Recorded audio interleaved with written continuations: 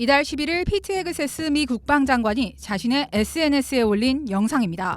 Well, I'll grab this because it's the memo. So here's the memo we're signing today, delivered via drones here on the front lawn of the Pentagon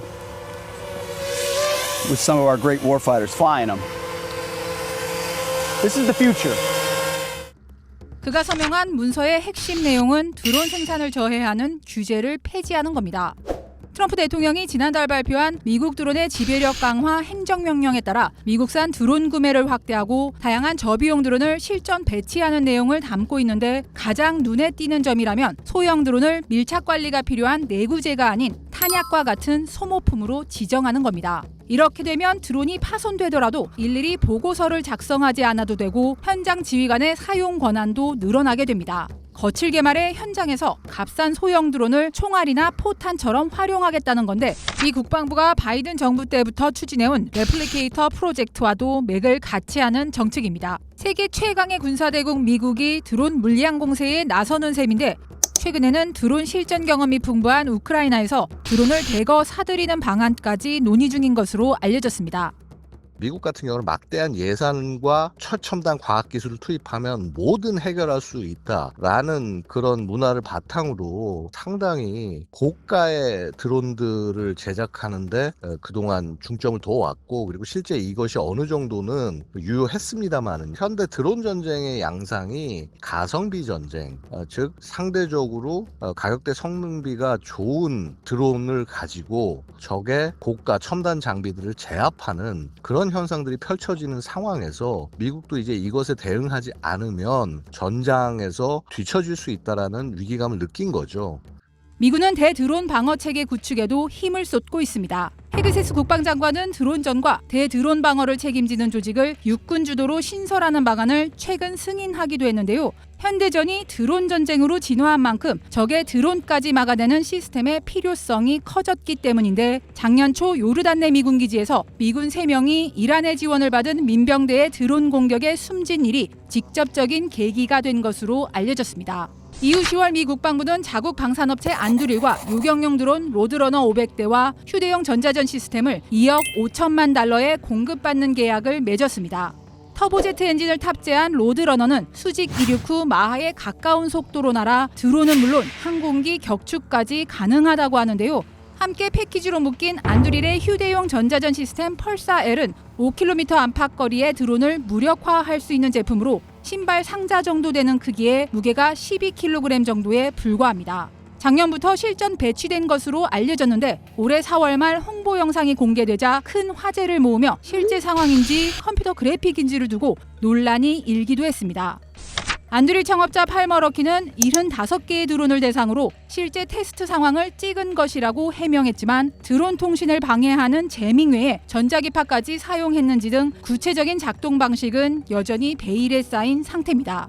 앞서 미 공군도 드론 공격에 대응해 고출력 극초단파 시스템을 개발해 왔습니다. 토르로 알려진 이 시스템은 일종의 EMP 시스템으로 일순간에 일대를 날려버리는 토르의 망치처럼 광범위한 구역에서 순간 고출력을 통해 드론 군집을 마비시키는 방식입니다. 최근에는 미 해병대도 무인기로부터 병력과 전략 자산을 보호하는 대응 시스템 구축에 나섰습니다. 여기서 그치지 않고 트럼프 정부가 추진 중인 본토 미사일 방공망 골든돔의 대드론 방어 기능을 더 키워야 한다는 의견도 나옵니다. 2029년 1월 가동을 목표로 하는 골든돔은 적의 장거리 미사일을 막아내는 데 초점을 맞추고 있는데 최근 해외 사례들을 보니 단거리 드론을 이용한 본토 공격도 안심할 수 없다는 겁니다. 특히 6월 초 러시아 전폭기들을 박살낸 우크라이나의 거미줄 드론 공격이 이런 여론에 불을 붙인 것으로 추정되는데요. 이와 관련해 데이비드 올빈 미 공군 참모총장은 지난달 한 컨퍼런스에서 미국 방공망도 드론에 대응할 수 있어야 한다며 이렇게 말했습니다.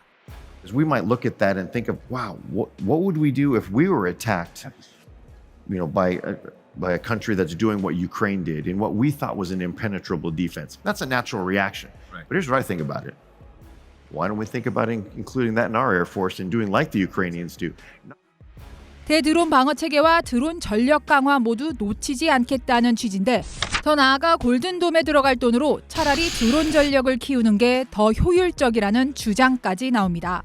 골든돔 구축에는 미 정부 추산 총 1,750억 달러, 우리 돈 240조 원 정도가 들어가는데 올해만 250억 달러가 배정돼 있습니다. 250억 달러로 우크라이나처럼 대당 580달러에 불과한 저가 드론을 만든다면 무려 4,300만 대를 생산할 수 있습니다. 현재 미국이 한 해 만들 수 있는 드론이 10만 대인 점을 고려하면 엄청난 물량입니다. 앞서 설명드린 드론 물량 공세를 구현하는 데도 충분한 양이죠. 미국에 앞서 일찌감치 드론 전쟁에 뛰어든 선두주자들은 이미 새로운 드론을 앞세워 전장을 누비고 있습니다. 최근 가장 눈에 띄는 건 광섬유 드론입니다. 지금 영상을 보시면 걸어가는 우크라이나 군인의 발에 얇은 실 같은 것들이 잔뜩 얽혀 있는데요. 바로 드론과 연결돼 있던 광섬유입니다.